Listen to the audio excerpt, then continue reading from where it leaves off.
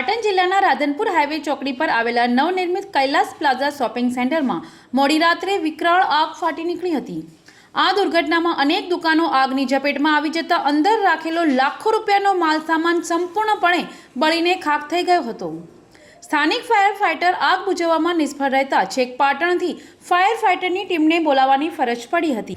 આગ લાગી હતી તો રાધનપુરનું ફાયર બંધ હતું, શું પરિસ્થિતિ હતી? આગ એટલી વિકરાળ હતી કે જોત જોતામાં તેણે આખા શોપિંગ સેન્ટરને બાનમાં લીધું હતું। આ શોપિંગ સેન્ટર હજુ હમણાં જ શરૂ થયું હોવાથી તેમાં મોટો જથ્થો ઉપલબ્ધ હતો, જે આગના કારણે નાશ પામ્યો છે। પ્રાથમિક અનુમાન મુજબ આ આગ શોર્ટ સર્કિટના કારણે લાગી હોવાનું જાણવા મળ્યું છે। ઘટનાની જાણ થતાં જ રાધનપુરનું મિની ફાયર ફાઇટર સ્થળ પર પહોંચ્યું હતું, પરંતુ આગની તીવ્રતા સામે તે નાકામ સાબિત થયું હતું। પાટણથી ફાયર બ્રિગેડની ટીમને જાણ કરવામાં આવી હતી। પાટણથી આવેલી ટીમે ભારે જહેમત બાદ આગ પર કાબુ મેળવ્યો હતો। તરફથી આપણું ફાયરનું માવજત આવ્યું છે। અહીંયા રાધનપુરમાં જે દુકાનમાં આગ લાગી હતી એમાં નાની રાધનપુરની નાની મિની ફાયર હતી અને બીજી એક આપણી પાટણની નગરપાલિકાની વોટર બાઉઝર ગાડી લઈને અમે અહીંયા આવ્યા છીએ અત્યારે આગને કંટ્રોલ કરવા માટે।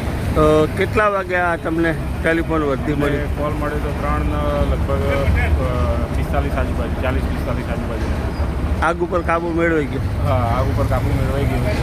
અત્યારે આગ 0-0 છે, પણ બીજું ચકાસી અને બીજું તો રાધનપુરના સામાજિક કાર્યકર જ્યોતિબેન જોશીએ પાલિકા સામે આક્ષેપો કરતા જણાવ્યું હતું કે રાધનપુરની સુરભી ગૌશાળાના ગૌ ભક્તો જો ના હોત તો આગ વિકરાળ સ્વરૂપ ધારણ કરી આજુબાજુમાં ઘણું નુકસાન પહોંચાડવાની શક્યતાઓ જણાવી હતી।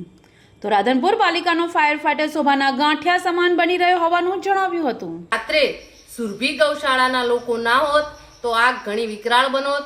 નગરપાલિકાએ જે ફાઇટર મોકલ્યું હતું એ શોભાના ગાંઠિયા સમાન હતું। ના પ્રમુખશ્રી ફોન ઉપાડે, ના ચીફ ઓફિસર ફોન ઉપાડે, અને રાધનપુરના લોકોને નગરપાલિકામાં રોજ ભભૂકી ઉઠેલો છે। આ તો ભગવાનને એટલો પાડ માનો કે રાત્રે આગ લાગી છે, દિવસે આગ લાગી હોત તો આ તો માલ મિલકતનું નુકસાન છે। દિવસે આગ લાગી હોત તો માણસોનું પણ નુકસાન થત।